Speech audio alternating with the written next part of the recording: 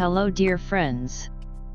We have gone over the basic breath meditation so far, but there are other mindfulness techniques that use different focal points than the breath to anchor our attention. External objects like a sound in the room, or something broader, such as noticing spontaneous things that come into your awareness during an aimless wandering practice. But all of these practices have one thing in common. We notice that our minds are running the show a lot of the time. We think thoughts, typically, and then we act. We shall discuss some helpful strategies to change that up. It is estimated that 95% of our behavior runs on autopilot. That is because neural networks underlie all of our habits, reducing our millions of sensory inputs per second into manageable shortcuts so we can function in this crazy world. These default brain signals are so efficient that they often cause us to relapse into old behaviors before we remember what we meant to do instead. Mindfulness is the exact opposite of these default processes. It is executive control rather than autopilot, and enables intentional actions, willpower, and decisions. But that takes practice. The more we activate the intentional brain, the stronger it gets.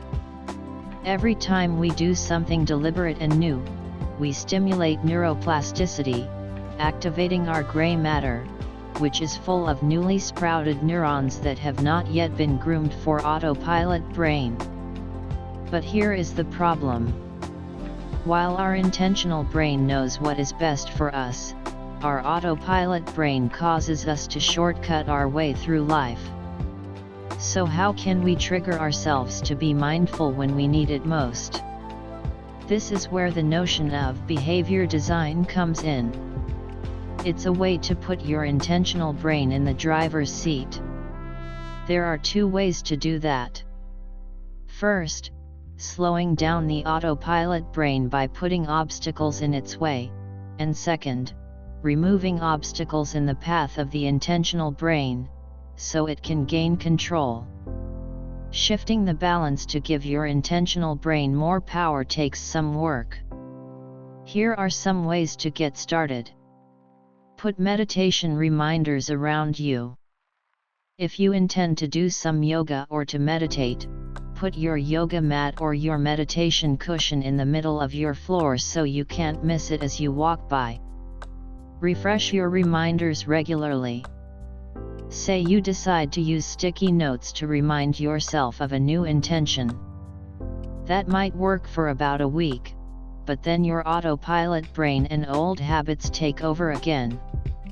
Try writing new notes to yourself, add variety or make them funny. That way they will stick with you longer.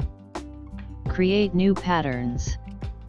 You could try a series of, if this, then that messages to create easy reminders to shift into the intentional brain.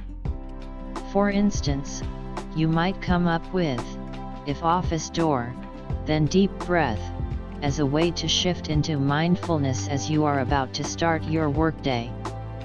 Or, if phone rings, take a breath before answering. Each intentional action to shift into mindfulness will strengthen your intentional brain. In the following videos we shall discuss some other techniques of meditation.